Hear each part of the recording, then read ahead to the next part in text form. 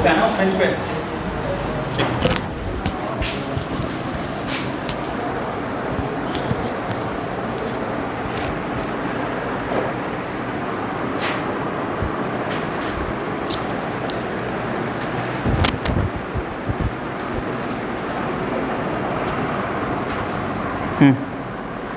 ठीक है, क्या पढ़ाना है? Discriminant, exercise 4C। अच्छा, आज होमवर्क भी दिए थे ना कि 4B जो है वो सारा चेक करेंगे, हो गया सबका?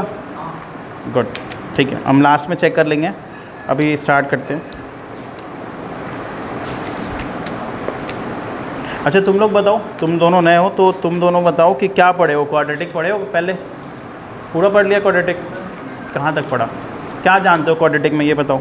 ये पता है डिस्क्रिमिनेंट क्या होता है? क्या होता है बताओ? अच्छा गुड, b² - 4ac। क्यों यूज़ करते हैं डिस्क्रिमिनेंट को, या क्या यूज़ है उसका? जब स्प्लिट मेथड, ये भी सही है, बट डिस्क्रिमिनेंट का और कोई यूज़ नहीं है। जब स्प्लिट मेथड से नहीं बनता है, मिडिल टर्म स्प्लिट बोल रहे हो ना? हाँ, मिडिल टर्म स्प्लिट से नहीं बनता है तो हम लोग क्वाड्रेटिक फार्मूला लगाते हैं, और उस क्वाड्रेटिक फार्मूला में डिस्क्रिमिनेंट भी आता है, ठीक है। बट डिस्क्रिमिनेंट का प्रॉपर यूज़ क्या है? क्यों डिस्क्रिमिनेंट को बनाया गया? बिना उसके काम नहीं चल रहा था? बोलो, नहीं चल रहा था? अच्छा, रूटीन पता है तुम लोग को? नहीं पता? बैठ जाओ। देखो, रूटीन है MWF में मैथ्स और TTS में साइंस, ठीक है। और मोस्टली सैटरडे को जो है वो बायो और इंग्लिश का भी क्लास होता है। सो वो जब होगा तो मतलब अभी मैम बाहर गई हैं, देन हाँ अभी सिलेबस थोड़ा पीछे है, तो हम लोग अभी मैथ्स और साइंस को ही क्लियर कर रहे हैं, मतलब कवर कर रहे हैं रोज़, ठीक है। देखो मैं आपको बताता हूँ, आपने डिस्क्रिमिनेंट सुना है, डिस्क्रिमिनेंट का मतलब होता है डी। सबसे पहले तो आप ये जान लो कि हम लोग आज जो एक्सरसाइज कर रहे हैं वो एक्सरसाइज 4C है और 4B तक कंप्लीट हो चुका है, ठीक है। 4C में आपको क्या पढ़ना है? आपको पढ़ना है नेचर ऑफ रूट्स, ठीक है। रूट्स पता है क्या होता है? क्या होता है रूट्स? बताओ, किसे कहते हैं? बताओ रिशु, कोई आइडिया? रूट्स कभी सुना है? नाम सुना है कि पहली बार सुन रहे हो? सुना है, नाम बस सुना है, ठीक है। चलो बताओ, कुछ आइडिया है रूट्स किसे कहते हैं? क्योंकि आप पढ़ चुके हो, अगर पहले से कहीं भी पढ़े हो तो स्कूल में भी पढ़ाई हुआ होगा, ऑब्वियस सी बात है, तो थोड़ा सा तो पता ही होगा रूट्स किसे कहते हैं। नहीं पता? कोई बात नहीं। देखो रूट्स ना, अगर मैं रूट्स की बात करूँ तो देखो आपको याद रखना, आज मैं बता रहा हूँ, फिर कभी मैं पूछूंगा तो आपको बताना है, ठीक है। देखो क्या है, रूट्स बोलो या फिर ज़ीरोज़ बोलो या फिर the value of x, the value of x, ये सारे एक ही है।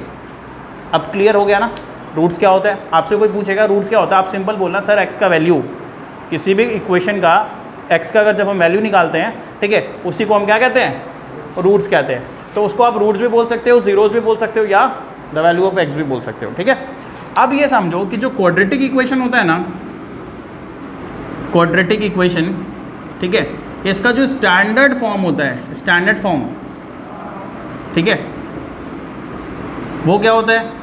वो होता है ax² + bx + c = 0। ये क्वाड्रेटिक इक्वेशन का स्टैंडर्ड फॉर्म है, ठीक है। अब होता क्या है कि जब हम मिडिल टर्म स्प्लिट लगाते हैं, ठीक है, और अगर मेरा उससे नहीं बनता है तो हम जगह क्वाड्रेटिक फार्मूला या श्रीधाराचार्य फार्मूला, उसी को कहते हैं, है ना, वो लगाते हैं। बट आप ये जानो कि वो लगाने से पहले हमें ये चेक करना होता है कि भैया इसका रूट्स आएगा कि नहीं आएगा, ठीक है। एक इसके पहले वाला जो क्लास जिसका भी मिस हुआ है वो एक बार देख लेगा यूट्यूब पे जाके, ठीक है।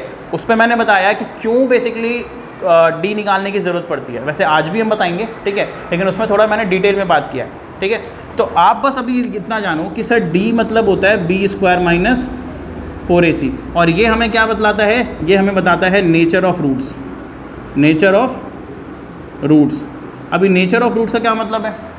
देखो सिंपल सी बात है, अगर मैं आपको एक इक्वेशन दूं, अगर मैं आपको एक इक्वेशन दूं, जैसे मान लो x² है, -120x है और +10 है, ठीक है। मैंने आपको ये इक्वेशन दिया, आप पहले बताओ मेरे को ये क्वाड्रेटिक इक्वेशन है कि नहीं है? है, हाँ ये क्वाड्रेटिक इक्वेशन है, ठीक है। लेकिन इसका रूट्स आएगा कि नहीं आएगा आप कैसे बताओगे? पता कैसे करोगे? कहोगे सर सिंपल सी बात है, हम पहले ना इसका मिडिल टर्म स्प्लिट करेंगे, अगर मिडिल टर्म स्प्लिट से हो गया तो ठीक है, नहीं हुआ तो क्वाड्रेटिक फार्मूला लगाएंगे, ठीक है। लेकिन मान लो आप कर रहे हो मिडिल टर्म स्प्लिट से और आपको नहीं पता मतलब आंसर नहीं आ रहा है, तब आप तो टेंशन में आ जाओगे ना कि सर क्वाड्रेटिक फार्मूला लगाना सही रहेगा। तो क्वाड्रेटिक फार्मूला लगाने के लिए आप क्या करोगे? आप डी निकालोगे। पहला काम क्या होता है? डी निकालना। तो जैसे ही आप इसका डी निकालोगे ना, डी बराबर आता है b² - 4ac, ठीक है, बी स्क्वायर माइनस 4ac। और मेरे को ये बताओ, अच्छा एक चीज़ और यहाँ पे आप कर सकते हो, जैसे मान लो 120 है, ठीक है, 120 का स्क्वायर यहाँ पे माइनस में रखो, इसका स्क्वायर माइनस 4 इंटू, आप ना एक काम करो, आप एक काम ये कर सकते हो, यहाँ पे आप ना 150 कर लो, ठीक है। अब क्यों करना ये मैं आपको बताऊँगा, या फिर आप यहाँ पे 200 कर लो। अभी भी ये क्वाड्रेटिक फॉर्मूला है, मतलब क्वाड्रेटिक इक्वेशन है कि नहीं है, अभी भी है ना, ठीक है, गुड। अच्छा ये बताओ माइनस 120 का स्क्वायर माइनस 4, ए के जगह पे क्या लिखेंगे 1 और सी के जगह पे 200, पक्का, ठीक है। अब ये बताओ 120 का स्क्वायर क्या होगा, क्योंकि सर 120 का स्क्वायर 12 का स्क्वायर कितना होता है 144, तो 144 में 2 0 और बैठा दीजिए, 120 का स्क्वायर हो गया, ठीक है। अच्छा माइनस कितना, कहोगे सर इसको अगर हम माइनस करेंगे तो कितना रिजल्ट आएगा, 4 2 800, ठीक है। लेकिन यहाँ पे आंसर जो है वो पॉजिटिव आ रहा है ना, जैसे 14,400 में से 800 माइनस करेंगे तो कितना आएगा, पॉजिटिव में आएगा। इसका आंसर कितना आएगा, कहोगे सर इसका आंसर जो भी है, इसका आंसर जो भी है बट वो पॉजिटिव में आएगा, ठीक है। चलो ये पॉजिटिव में आया, वेरी गुड। लेकिन आपको पता है कभी कि कभी कभी ये नेगेटिव में भी आता है, डी का वैल्यू कभी कभी नेगेटिव भी आता है। आप बोलोगे सर नेगेटिव कैसे आएगा, समझ नहीं आ रहा है, तो मेरे को एक बात बता, नेगेटिव चाहिए ना, आप एक काम कर, आप ना इसको सिर्फ कर 12 का स्क्वायर, सिर्फ 12 रखो, ठीक है। अभी भी है ना क्वाड्रेटिक, ये बदल गया, अभी भी है, ठीक है। अच्छा 12 का स्क्वायर रखेंगे तो ये इतना होगा। और अब मेरे को ये बताओ, अब ये पॉजिटिव आएगा या नेगेटिव आएगा, अब ये नेगेटिव होगा, ठीक है।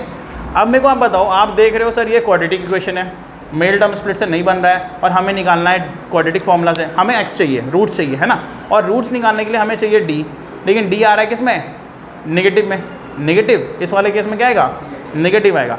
आप मेरे को बताओ, कभी भी आपने आज तक देखा है कभी कि कोई भी रूट्स के अंदर नेगेटिव वैल्यू है, आपने कभी ऐसा क्वेश्चन कभी सॉल्व किया है, नहीं, ऐसा क्वेश्चन आज तक तो आपको नहीं मिला होगा। 11th में जाओगे ना, वहाँ पे आपको मिलेगा। 11th में कॉम्प्लेक्स नंबर एक चैप्टर है, इमेजिनरी नंबर जिसको कहते हैं, वहाँ पे ना आपको रूट के अंदर माइनस दिखेगा, बट आपको 10 तक ये नहीं दिखने वाला। क्यों, क्योंकि 10 तक हम जो पढ़ते हैं ना वो है रियल नंबर्स। क्या है, रियल नंबर्स। और रियल नंबर्स किसे कहते हैं पता है, रियल नंबर हर वो नंबर होता है जिसका स्क्वायर हमेशा पॉजिटिव आता है। क्या आता है, पॉजिटिव। आप देखो, आप बचपन से आज तक जितना भी नंबर पढ़े हो, जितना भी, ठीक है, आप कोई भी नंबर उठा लो, उसका स्क्वायर करो, देखना पॉजिटिव आएगा, ठीक है। जैसे एग्जांपल बताओ, जैसे अगर मैं ये कहूँ कि -2 का स्क्वायर, बोलोगे सर पॉजिटिव आएगा, पॉजिटिव आएगा ना, ठीक है। अगर आप प्लस का स्क्वायर करते हो, +2 का स्क्वायर, तो भी पॉजिटिव आएगा। मतलब आप किसी भी नंबर का स्क्वायर करो, क्या आएगा, पॉजिटिव, क्योंकि ये सारे के सारे क्या हैं, रियल नंबर है। तो जैसे एक रियल नंबर होता है, वैसे एक इमेजिनरी नंबर भी होता है।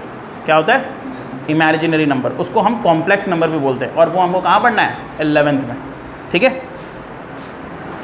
तो आपको एक चीज़ याद रखना है, कभी भी डी का वैल्यू जब नेगेटिव आता है, जैसे इस केस में क्या आएगा, नेगेटिव, तो जब भी डी का वैल्यू नेगेटिव आए उस केस में रूट्स नहीं आते, रूट्स आता ही नहीं है, मतलब एक्स का वैल्यू हम नहीं निकाल सकते। आ रहा है समझ में। चलो अब हम बात करते हैं कि भैया कौन कौन केस में डी निकल सकता है और कौन कौन केस में नहीं निकल सकता, और अगर डी निकलेगा तो कौन सा फॉर्मूले से निकलेगा। आ रहा है समझ में। यानी अब हम लोग बात करने वाले हैं नेचर ऑफ रूट्स और how to calculate the value of roots. Roots कैसे कैलकुलेट करें और उसका नेचर क्या है वो हमें कैसे पता चलेगा, वो हमें डी से पता चलेगा। जैसे मान लो ax² + bx + c = 0, ये है हमारा क्वाड्रेटिक इक्वेशन। अब हम तीन चीज़ लिखने जा रहे हैं इसमें, ठीक है। पहला यहाँ पे हम लिखेंगे the value of D, the value of D, ठीक है। उसके बाद यहाँ पे लिखने वाले हैं नेचर ऑफ रूट्स, ठीक है। और फिर यहाँ पे लिखेंगे कैलकुलेट या कैलकुलेटिंग एक्स। कैलकुलेटिंग एक्स का क्या मतलब है, हम क्या निकाल रहे हैं, रूट्स, एक्स निकाल रहे हैं, है ना। तो चलो सबसे पहले बात करते हैं भैया डी क्या। देखो तीन ही चीज़ें आपको याद रखना, तीन चीज़। पहला क्या है, पहला है जब डी का वैल्यू 0 से बड़ा होगा तो क्या होगा सर, है ना। दूसरा है जब डी का वैल्यू 0 के बराबर होगा तो क्या होगा, और जब डी का वैल्यू हमने कैलकुलेट किया और वो 0 से क्या आ जाए, छोटा, यानी निगेटिव हो जाए तो क्या होगा। बस यही तीन चीज़ पे ना आपका पूरा का पूरा एक्सरसाइज 4C टिका हुआ है, ठीक है। चलो तो याद रखना सबसे पहले होता है डी का वैल्यू 0 से बड़ा होगा तब, यानी पॉजिटिव होगा तब। तो आपको याद रखना है कि जो नेचर ऑफ रूट्स होगा ना, यानी रूट्स जो होंगे, roots are real and unequal, real and unequal. अभी रियल और अनइक्वल का क्या मतलब है? रियल का मतलब होता है एग्जिस्ट करेगा, मतलब x आएगा, रूट्स का वैल्यू आएगा, जब हम सॉल्व करेंगे तो उसका वैल्यू आएगा, चाहे वो मिडिल टर्म से आए, चाहे वो क्वाड्रेटिक फॉर्म लगा के आए, ठीक है, बट उसका वैल्यू आएगा, ठीक है। जैसे एक डायलॉग है ना, वो मेरे करण अर्जुन आएंगे, ठीक है, तो वैसे ही है कि भैया इस केस में ना जब डी का वैल्यू 0 से बड़ा हो जाए, यानी पॉजिटिव रहे, तो x का वैल्यू आएगा, यानी रूट्स आएंगे। नेक्स्ट आते हैं इसका फॉर्मूला क्या रहेगा। और देखो अनइक्वल का क्या मतलब है? अनइक्वल का मतलब है x का जो वैल्यू आएगा ना वो दोनों अलग अलग होगा, एक अल्फ़ा और एक बीटा, और वो दोनों अलग अलग होंगे। कभी कभी ऐसा भी हुआ है ना कि दोनों रूट्स के वैल्यू सेम होता है ना, ठीक है, वो किस वाले केस में होगा हम बात करेंगे। बट पहले इसके लिए हम क्या करने वाले हैं, इसके लिए जो x निकालने का फॉर्मूला होगा वो होगा -b plus minus root D by में क्या 2a, मतलब एक बार प्लस लेके और एक बार माइनस लेके अल्फ़ा और बीटा निकाल लेना, आपको हो जाएगा। गुड। d जब 0 के बराबर होगा तो भी रूट्स रियल होगा, रूट्स आर रियल, ठीक है ना, एंड इक्वल। क्या मतलब है इसका? मतलब रूट्स जो है वो रियल भी होगा और इक्वल भी होगा, यानी रूट्स तो आएंगे ही आएंगे, लेकिन दोनों रूट्स क्या होंगे? इक्वल होंगे। और जब सेम ही होगा तो दो क्यों निकाले, अल्फ़ा बीटा क्यों निकाले, x ही निकालते हैं, ठीक है। तो उस केस में फॉर्मूला लगेगा -b बाई में 2a। क्या लगेगा? -b, मतलब सिर्फ इतना सा फॉर्मूला लगा के आप किसी भी इक्वेशन का रूट्स निकाल सकते हो, ठीक है। अब आ जाओ थर्ड केस, यानी d का वैल्यू जब 0 से क्या हो, छोटा, यानी निगेटिव। d इसमें क्या होगा? निगेटिव, ठीक है ना, ये वाले केस में निगेटिव। तो इस केस में क्या होगा? Roots are not real. भैया इस केस में रियल रूट्स होंगे ही नहीं, क्योंकि d का वैल्यू निगेटिव हो गया, और इसका मतलब है रूट्स नहीं आने वाले। और जब रूट्स नहीं आएंगे तो फॉर्मूला कहाँ से लगाएंगे, ठीक है, आ गया समझ में। इमेजिनरी इसी को बोलते हैं, हाँ, इमेजिनरी इसी को बोलते हैं जब रूट के अंदर नेगेटिव साइन आ जाए, उसी को इमेजिनरी कहते हैं, बट वो अभी पढ़ना ही नहीं है, ठीक है। और इस केस में रूट्स हमारे नहीं आने वाले, आ गया समझ में। तो इस तरीके से हम लोग d निकालते हैं। और d का तुमको पर्पस समझ में आया, किस लिए d यूज़ होता है? d हम यूज़ करते हैं किसी भी रूट्स के नेचर को पता करने के लिए, कि सर उसका वैल्यू आएगा कि नहीं आएगा, कि इक्वल आएगा या अनइक्वल आएगा, वो हमें किससे पता चल रहा है? d के वैल्यू से, ठीक है।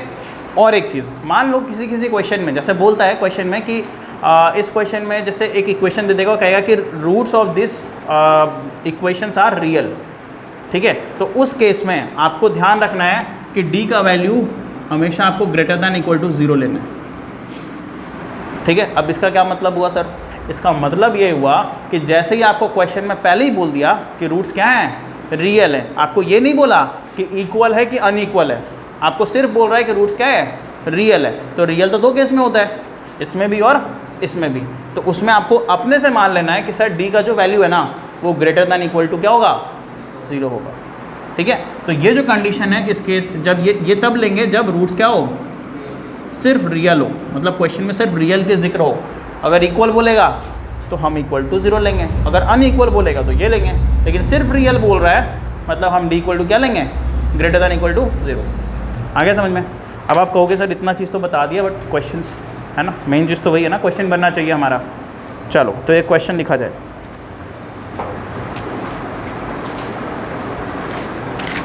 एक क्वेश्चन लिखा जाए, एक्सरसाइज में आते, निकालो 4C निकालो जल्दी से। देखो टोटल है 32 क्वेश्चन। आज का होमवर्क पता है कितना है? क्या बोल रहा है? नहीं 32 नहीं, फिर ज़्यादा हो जाएगा, फिर हैंग ओवर होने लगेगा ज़्यादा, ठीक है। देखो अप टू 16, अभी अप टू 16 का मतलब पता है? 16 तक टच करना। हाँ जी, 16 तक टच करना है। वो देखते हो ना कैशबैक पेटीएम पे लिखता है, हाँ, या किसी भी ऐसे अमेजोन वगैरह ऑफर देता है अप टू 100% कैशबैक, तो क्या पूरा ही देता था वापस? नहीं, 5 रुपये भी दे सकता है, 10 रुपये भी दे सकता है। तो वही कहानी है, आपको अप टू होमवर्क 16 तक मिला है, मतलब 16 तक टच करना ही करना है। उसमें जो नहीं बनेगा वो आप अगले क्लास में पूछ लोगे, ठीक है। लेकिन 16 से पहले आप मत छोड़ना, 16 तक कंप्लीट होना चाहिए अगले क्लास में। गुड, ठीक है। अब आ जाओ पहले में, पहला क्वेश्चन है, क्या कह रहा है 4C का पहला, कहता है find the nature of the roots of the following quadratic equation. आपको नेचर पूछ रहा है, नेचर का मतलब क्या, आपको डी निकालना, हर केस में डी निकालना है। डी निकाल के बता दो भैया बड़ा है, बराबर है कि छोटा है, ठीक है, और उसके हिसाब से आप लिख दो नेचर, हो जाएगा, हो जाएगा ना, ठीक है। चलो दूसरे में आते, दूसरा क्या कह रहा है, दूसरा क्या कह रहा है, दूसरा कह रहा है, देखो दूसरा ध्यान से सुनो क्या कह रहा है। दूसरा कहता है if A and B are the distinct real number, A और बी दो रियल नंबर है, ठीक है, so that the quadratic equation this has no real roots, मतलब इसका कोई रूट्स नहीं होगा। ये आपको क्या करना है प्रूफ करना है, ठीक है। चल ये क्वेश्चन मैं बता देता हूँ कैसे बनेगा। इरेज कर दें इसको, कोई लिखेगा नहीं, ये बुक में भी है, हाँ लिख लेगा, चलो ठीक है लिख लेना, सबके कॉपी में होना चाहिए अगले क्लास में।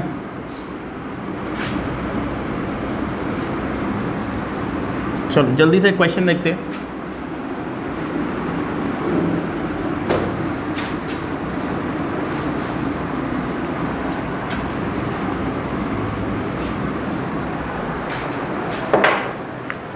देखो क्वेश्चन क्या कह रहा है, कह रहा है कि ए और बी दो रियल नंबर है, आपको प्रूव करना है कि इस क्वाड्रेटिक इक्वेशन के कोई भी रूट्स नहीं हैं, ठीक है। तो क्वाड्रेटिक इक्वेशन क्या है भाई, क्वेश्चन नंबर 2 हम लोग बात कर रहे हैं एक्सरसाइज 4C का, और क्वेश्चन है 2, ठीक है, A square plus B square और X square plus 2 A plus B X plus 1 equal to 0, ठीक है, यही है ना।